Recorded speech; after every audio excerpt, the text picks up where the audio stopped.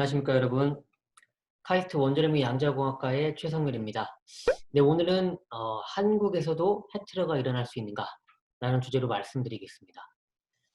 핵테러를 하면 핵무기를 이용해서 테러를 일으키는 건데요. 이 비국가적 행위자라고 부르는 저희 어, 테러리스트들이 핵물질을 획득하고 그 핵물질을 통해서 핵무기를 제조하고 그리고 그 핵무기를 통해서 공격을 하는 그런 것들을 이제 핵테러라고 볼 수 있을 텐데요.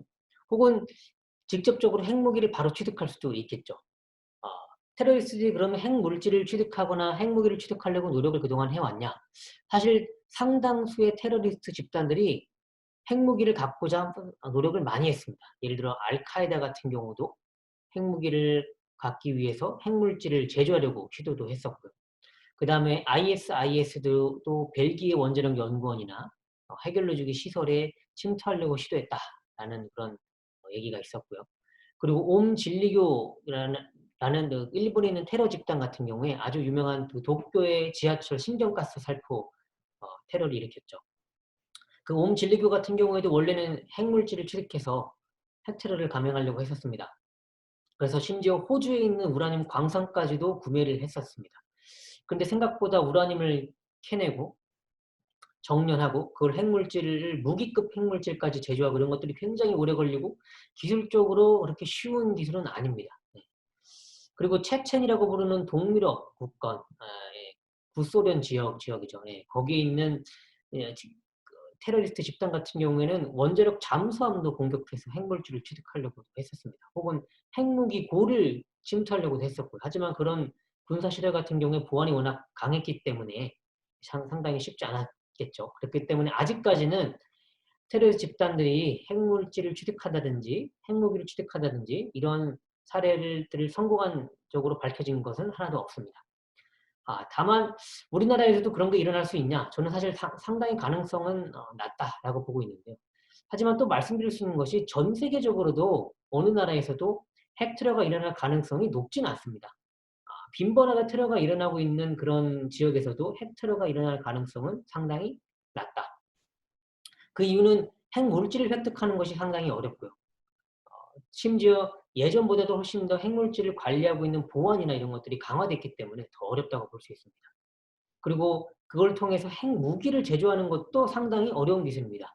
물론 어 그 폭발력이 굉장히 낮은 그런 형태의 아주 조약한 그런 핵무기를 제조할 수는 있겠으나 일단 핵물질을 취득하는 것부터 어렵기 때문에 핵테러가 일어날 가능성은 높지 않고요.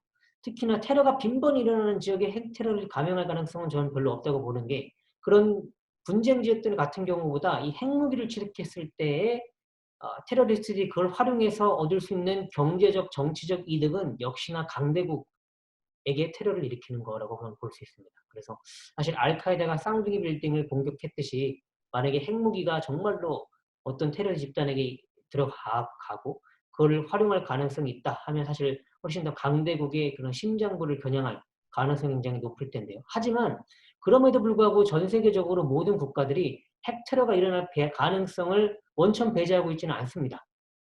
네, 만에 하나를 대비해야 되는 거고요. 그렇기 때문에 언제나 만반의 준비는 하고 있어야 되는 것이기 때문입니다.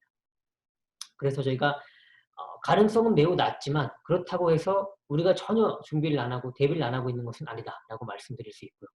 사실 핵물질을 취득하는 것보다 더 사실은 조금 더 저희가 주의 깊게 봐야 되는 것들이 핵무기보다는 방사선 물질을 활용한 그런 어, 테러입니다. 저희가 더티밤 테러 혹은 방사능 테러라고 불리는 것들인데요. 이 방사성 물질 같은 경우에는 사실 저희가 지금 활용하고 있는 방사성 물질은 상당히 보안 관리를 잘하고 있고 어, 그리고 사용처라든지 그리고 그 폐기 이후에서의 보안이라든지 이런 것들 다 신경 쓰고 있습니다. 하지만 문제되는 것들은 예전에 소련이 붕괴했을 때 1991년이죠. 그 소련이 사용했던 방사성 물질 중에 지금 그 위치가 정확하게 드러나지 않는 결국에는 밀수됐거나 어디 판매됐거나 혹은 폐기 처분됐지만 그 기록이 정확하지 않은 그런 방사성 물질들도 있습니다. 그런 방사성 물질을 활용한 그런 더티밤 테러를 원천적으로 또 배제할 수 없기 때문에 그에 대한 대비도 열심히 하고 있다라고 말씀드리고 싶고요. 그리고 특히나 그런 것들을 대비하는 가장 중요한 노력 중에 하나가 저희가 공항이라든지 항만이라든지 이런 데서 화물이 들어올 때 방사성 물질이 혹시 포함돼서 들어오는 건 아닌지에 대해서 철저하게 감시하고 계측하고 관리하고 있습니다. 그럼 모든 국가에 사실 하고 있는 건데요. 그래서 공항이나 항만에 저희가 엑스레이 스캔뿐만 아니고 다양한 수단을 동원해서 핵물질이라든지 아니면 방사성 물질들이 외부로부터 특히나 부스렌에 있었던 그런 핵 방사성 물질들 같은 경우에 어디 있는지 정확히 모르기 때문에 물론 우리나라에 있을 가능성이 굉장히 적은데요. 우리나라에 유입되는 것을 원천적으로 방지하고자 하는 그런 노력들도 같이 병행되고 있다라고 말씀드릴 수 있습니다.